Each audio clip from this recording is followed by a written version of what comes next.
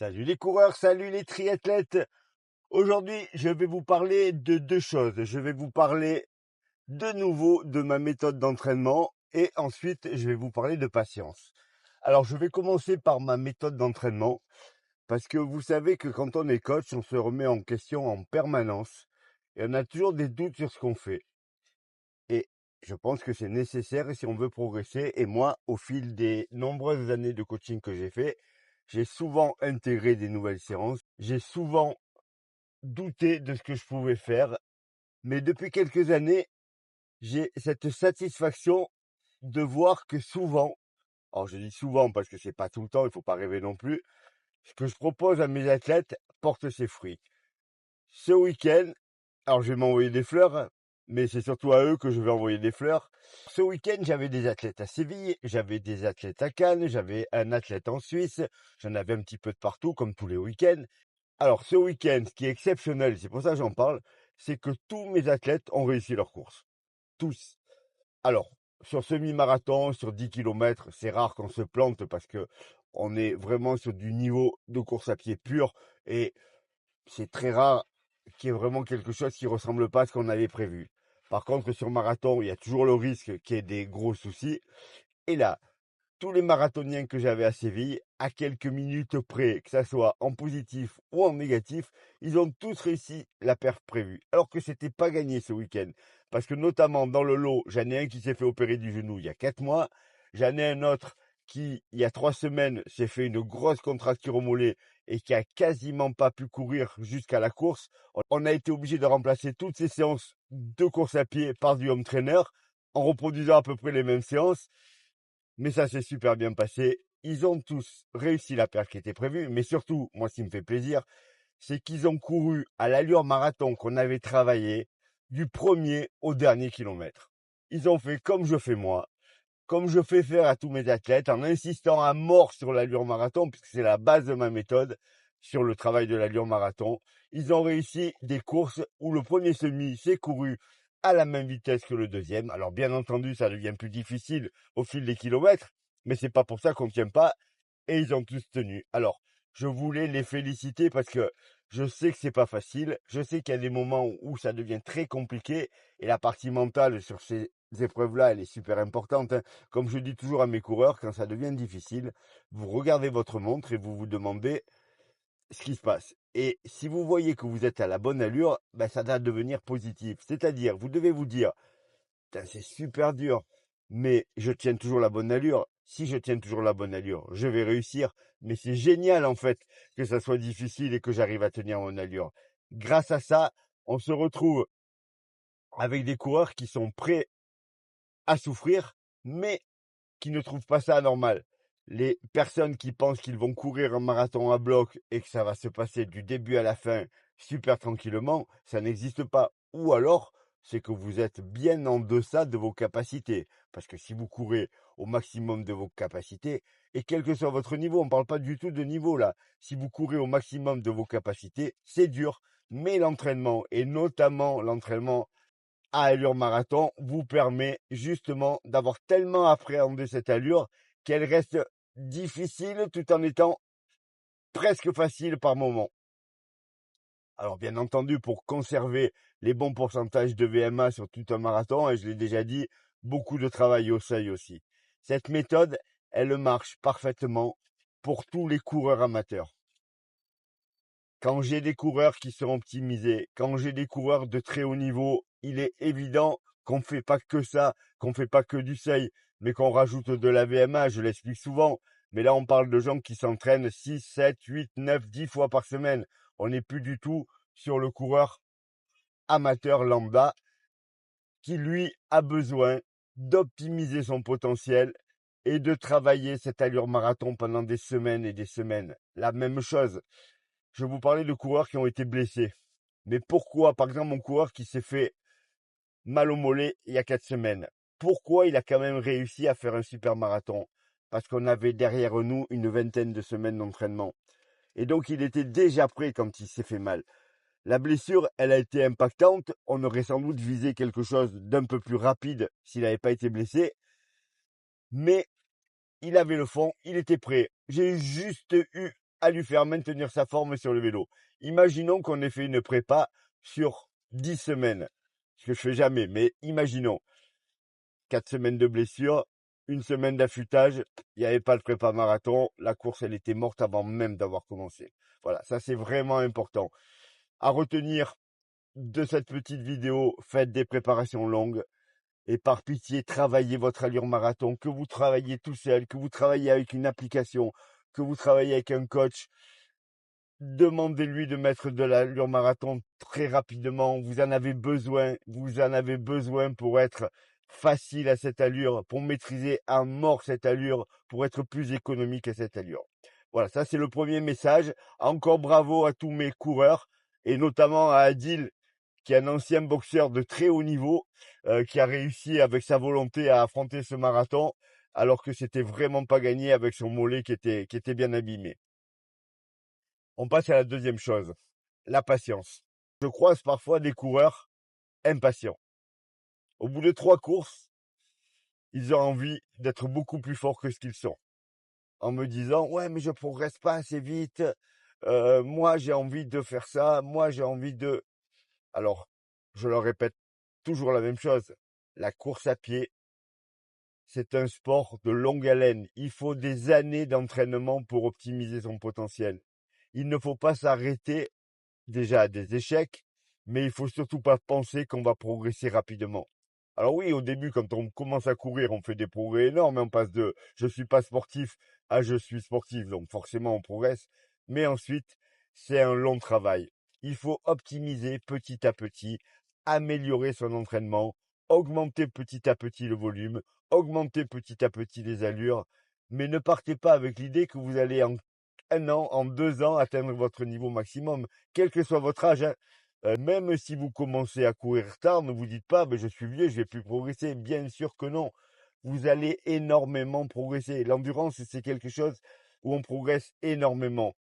Il est clair que le moteur, la VMA, quand on attaque tard, on ne pourra pas le développer énormément. Mais sauf que si on ne l'a jamais fait bosser, ben oui, il va progresser aussi. Alors, ne soyez pas impatient. 10 ans, il faut au moins 10 ans pour faire un bon marathonien, par exemple.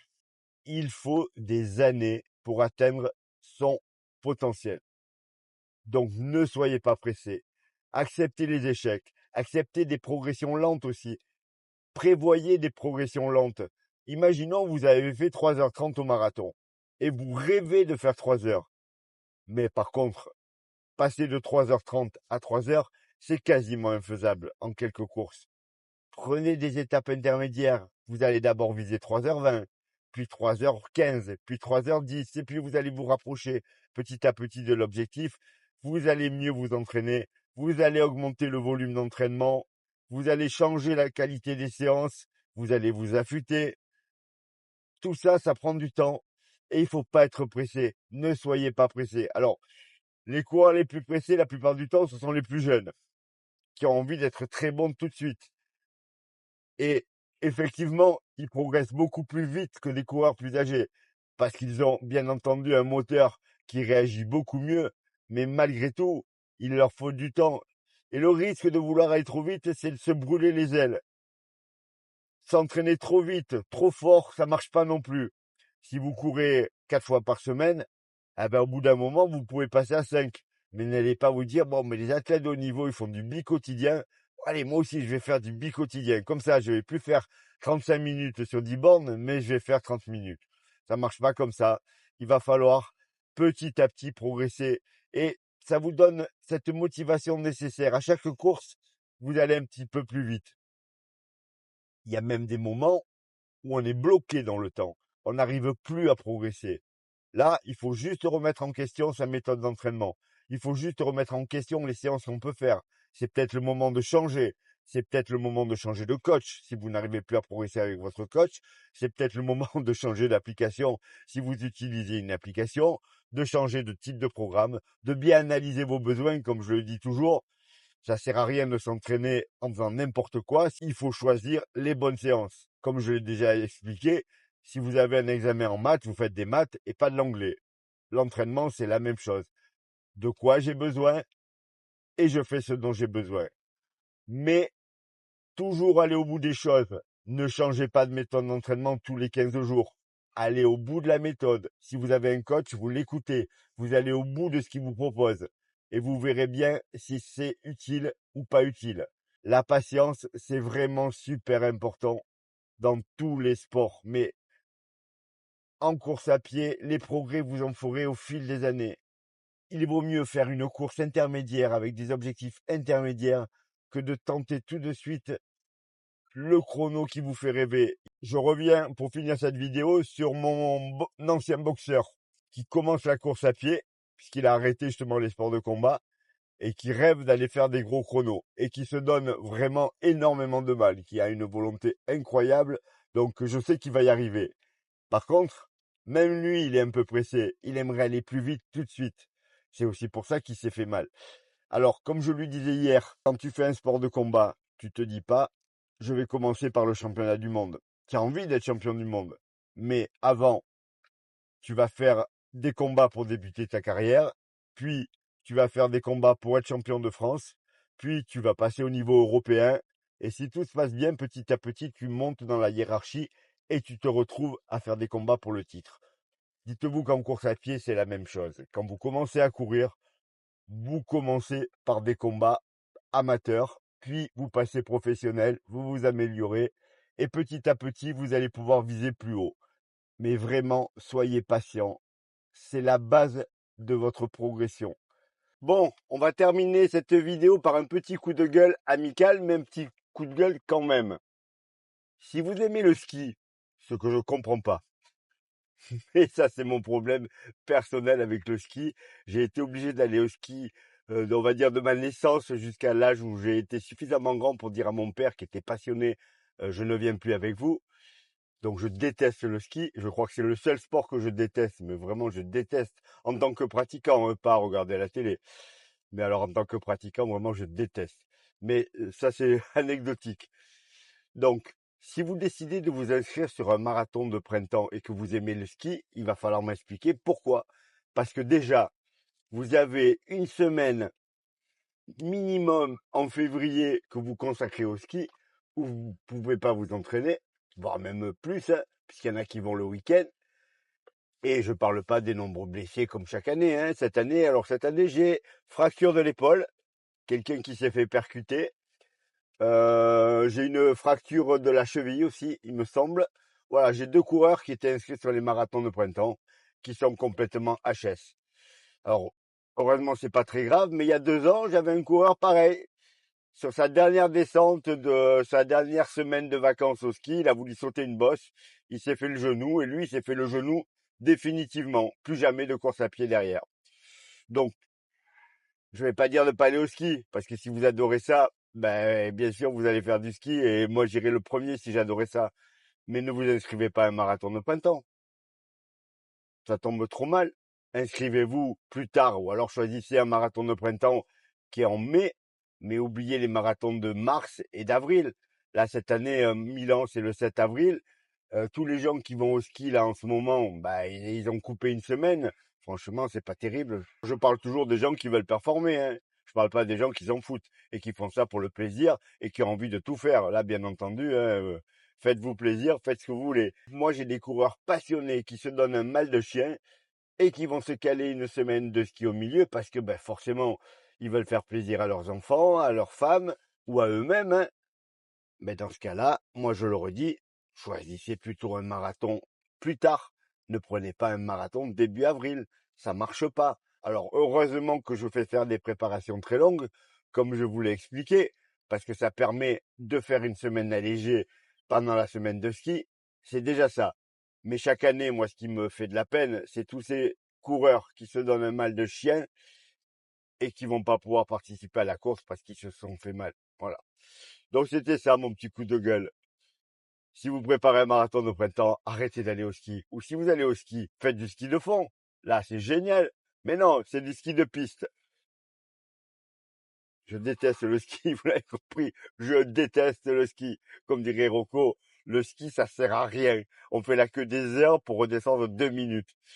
Non, non, je rigole parce que je sais que vous êtes très nombreux à adorer le ski. Trêve de plaisanterie. Si vous voulez faire du ski tout l'hiver, ne vous inscrivez pas à un marathon de printemps. faites du ski, entraînez-vous à côté et vous choisissez un marathon à l'automne et vous vous faites plaisir. Mais les marathons de printemps, c'est pas fait pour les skieurs, hein. Ce n'est pas fait pour les skieurs. Voilà les coureurs, voilà les triathlètes. Cette fois c'est fini. Bon entraînement à tous. Bon ski pour ceux qui font du ski. Et puis on se retrouve très vite pour une nouvelle vidéo.